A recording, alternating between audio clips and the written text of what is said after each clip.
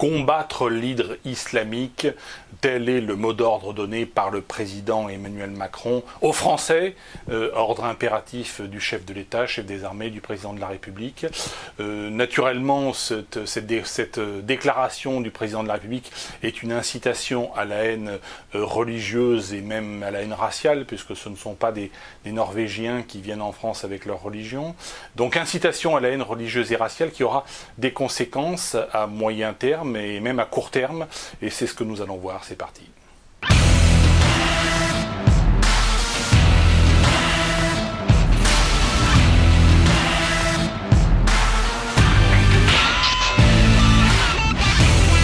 Reprenant un thème favori à la fachosphère, le président Emmanuel Macron nous parle de l'hydre islamique ou de l'hydre islamiste, peu importe. Qu'est-ce que l'hydre? L'hydre, c'est un monstre de l'Antiquité, un monstre mystique à plusieurs têtes, et quand on coupe une tête, eh bien, il repousse deux têtes. Donc c'est un monstre qu'on ne peut pas tuer en tranchant des têtes, mais qu'on peut tuer qu'en perçant au cœur. Perçant au cœur de la bête. Alors pour percer au cœur de la bête de l'hydre islamique, qu'est-ce que ça veut dire? Est-ce que ça veut dire interdiction de l'islam? C'est la question que je pose à Emmanuel Macron. Est-ce que cela veut dire remigration? Parce que là aussi, sans immigrés, il y aurait très peu ou pas d'islam en France. Donc c'est une question fondamentale. Deuxième question, qui va frapper au cœur? Est-ce l'État? Est-ce le gouvernement? Est-ce Emmanuel Macron et sa clique? Est-ce l'armée? Est-ce la police? Ou est-ce le peuple?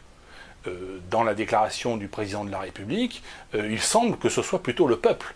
Emmanuel Macron dit aux Français de se mobiliser. Il ne donne pas d'ordre particulier aux forces de police ou à l'armée ou à la défense nationale. Il appelle le peuple à se mobiliser, peut-être à prendre les armes, mais à prendre les armes pour qui?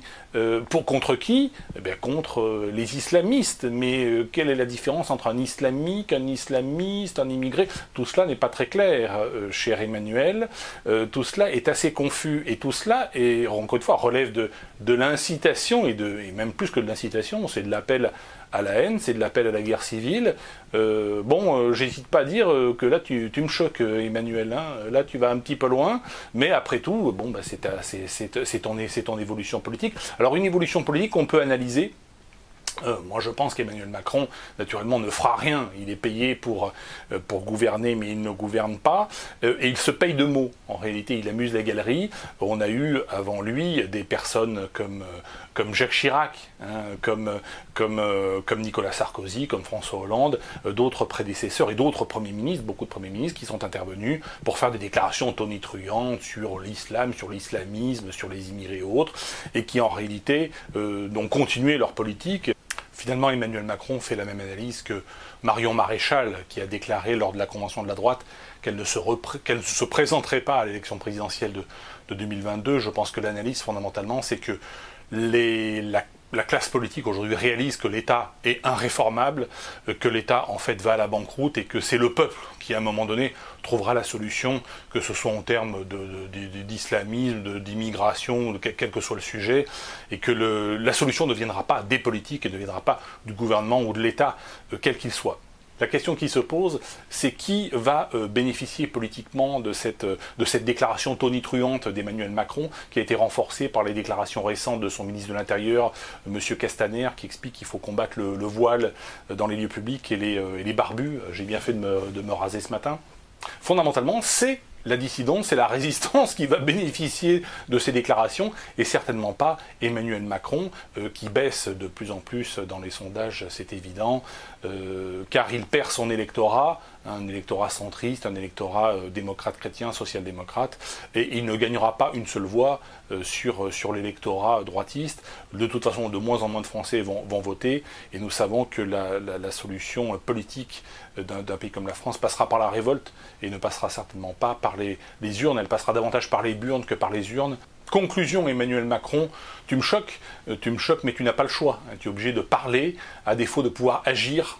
C'est un aveu, encore une fois, de faiblesse. Maintenant, j'invite les internautes qui sont des citoyens, qui ont pas seulement le droit, mais qui ont le devoir d'écrire à leurs députés et de dire le président de la République, et là, cette fois-ci, c'est plus le commandant Aubenas, on a passé la seconde, le président de la République nous dit qu'il faut combattre l'hydre islamique. Monsieur le député, qu'allez-vous faire ? Je vous pose la question, monsieur le député, madame la députée, avec beaucoup de respect, qu'allez-vous faire pour combattre l'hydre islamique ?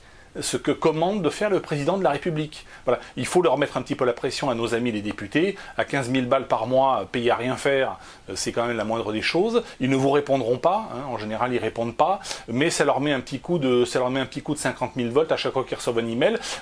Encore une fois, il y a de l'impact politique. Il faut pas hésiter à les harceler. Ils sont payés pour ça et vous ne faites qu'exercer votre droit de simple citoyen. Merci à toutes et à tous et je vous dis à bientôt.